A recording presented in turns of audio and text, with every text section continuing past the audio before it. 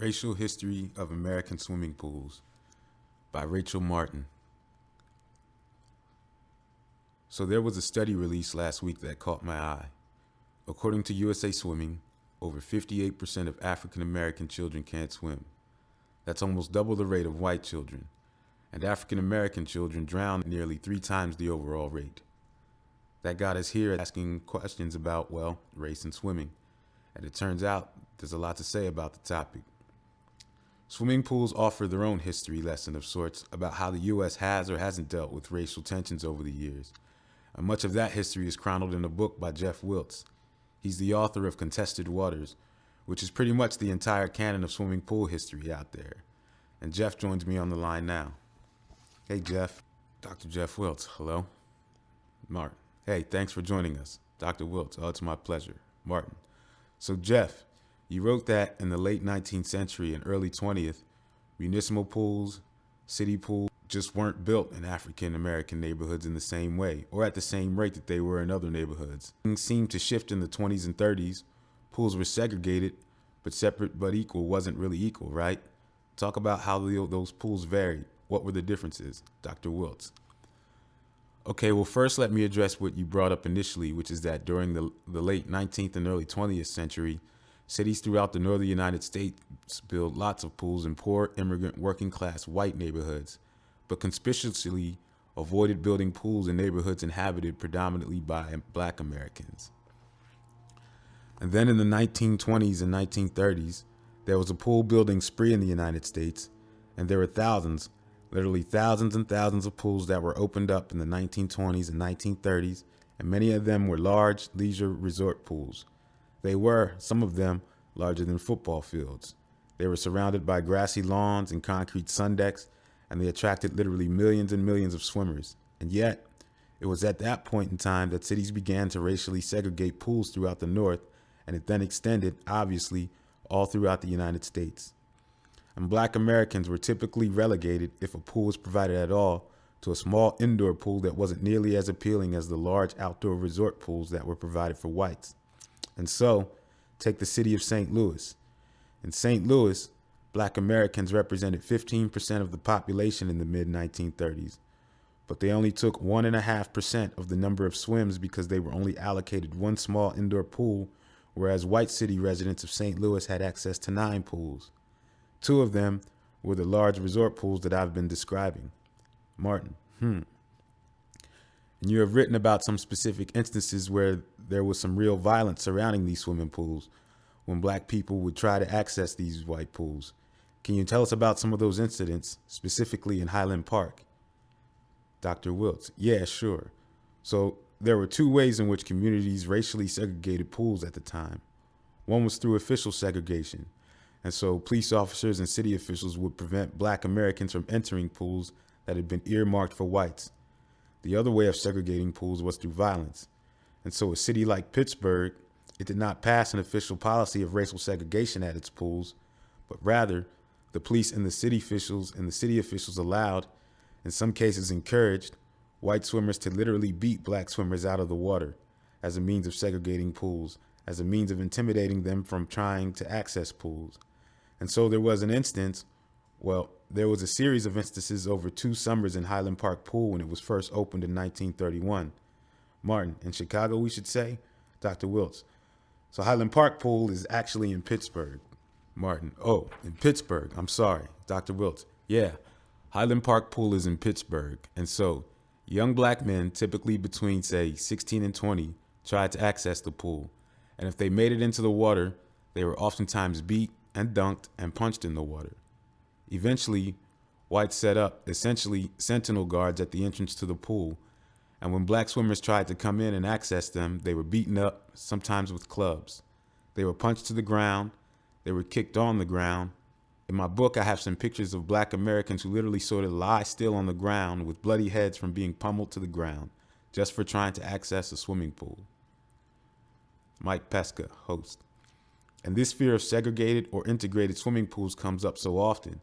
In 1968, Strom Thurmond, who was running as president as a Dixiecrat, he said, "There's not enough troops in the army to force the Southern people to break down segregation. I'll omit a word," he said, and admit essentially he was saying black people into our theaters, into our swimming pools, into our homes, and into our churches.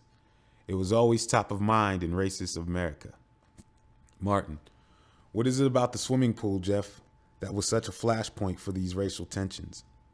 Dr. Wilkes, there are two things. One is, basically it boils down to swimming pools being very intimate spaces, both physically intimate and also visually intimate. And so physically intimate in the sense that you're sharing the same water. And there's always been fears in terms of us of using swimming pools about being exposed to the dirt and the disease of other swimmers.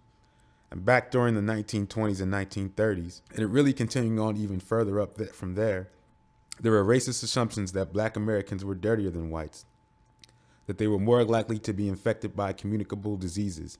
And so, in part, the push for racial segregation and racial exclusion was for white swimmers to avoid being infected by the supposed dirtiness of black Americans. But I argue that the primary and the most crucial cause for racial segregation was gender integration, that most whites did not want black men, in particular, to be able to have access to white women at such an intimate public space. Martin. So because, and this is important because pools used to be gender segregated as well, right? Dr. Wilkes, yeah, absolutely. So in the late 19th and early 20th century, swimming pools were almost always universally segregated along gender lines. And so racial segregation at pools in the North arose during the 1920s and 1930s at the precise time that cities started to gender segregate pools. And so in case after case after case, racial segregation occurred at the exact moment that gender integration occurred. And the concern was that black Americans, black men, would take advantage of the pool environment to brush up against white women, to touch them in the water, to visually consume them as they were wearing, relatively tight-fitting, relatively revealing swimsuits. And this sort of played into a psychology of needing to separate black men from white women. Martin. So when desegregation happened, 40s and 50s, swimming pools were integrated. Then you write about what was called white flight, essentially from municipal pools. White people started building their own private pool in family homes even. Can you talk about the legacy of that phenomenon, Dr. Wilkes? Yeah, sure. So municipal pools, in at least the northern and western United States, were racially desegregated in the late 1940s and the 1950s. And what I found is that in city after city after city, when a municipal pool became racially desegregated, and so a court would order that the pool has to be open to blacks and whites without discrimination, what I found was that the overall attendance to the pool would plummet, and that literally the majority of whites who had been using the pool previously stopped using the municipal pools. They abandoned them, but they didn't stop swimming. What they did is they then retreated to private pools. They built private club pools, which were able to continue to legally discriminate against black Americans, or they built at-home residential pools so they could really enclose themselves off from the larger public and truly exercise control over who they were swimming with. Pesca. Did you find that there was white flight more from public pools than other public institutions, like public transportation or the public schools? Dr. Wilkes, I didn't study those other institutions, but based upon what I know of scholarship that has studied those, the answer is yes. That the impact that desegregation had upon swimming pools was much more profound than on other spaces, even residential neighborhoods. The term white flight has typically been used to describe the phenomena of when a residential neighborhood would become racially integrated, that a black family would move into a neighborhood that had previously been all white, that large numbers of white families would then move out of that neighborhood. And that's typically what white flight has been referred to. But I think the phenomenon was even more pronounced at swimming pools precisely because it's such an intimate public space. Martin. Lastly, Jeff, what's the situation now? We peg this to the study that was released giving some startling numbers about swimming rates among African American children. Have you looked at what the role of swimming pools is today? Is it any better? Dr. Wilkes. No, the problem is that swimming pools today, municipal swimming pools today, are not nearly as high of a public priority as they were back in pretty much any time during the 20th century. I mean, during the early 20th century, especially during the 1920s, 30s, and 40s, that pools were a very high public priority.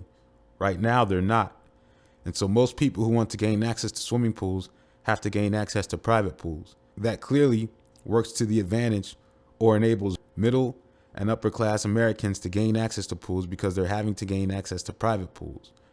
Whereas municipal pools are being closed down at an alarming rate and they're not being replaced by new pools. And so relatively poor people, especially people living in large inner cities, have much less access to swimming pools than Americans have at any time during the last, say, 100 years.